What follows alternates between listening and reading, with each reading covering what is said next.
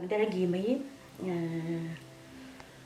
добро пожаловать на четвертый вид вышивки, который называется веточка, бутакча. Этот вид тоже такой интересный. Это тоже самое, вот как предыдущий Ильмедос, но стенки у него как бы с двух сторон.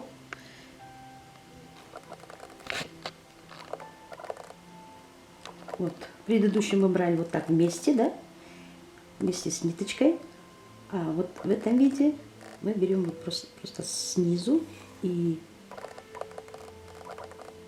между нитками остается место. Этот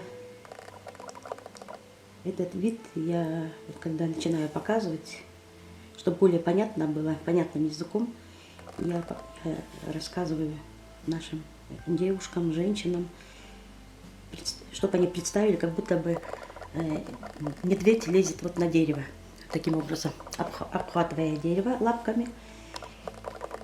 И они сразу начинают понимать, представлять, что медведь лезет на дерево.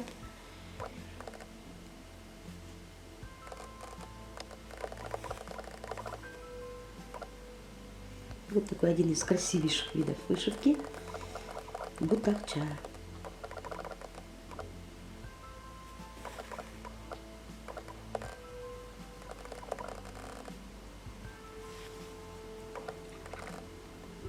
Видите, как будто бы они похожи, да, но есть разница. Здесь вот стенка образуется, а здесь вот видите, открытая без стенки.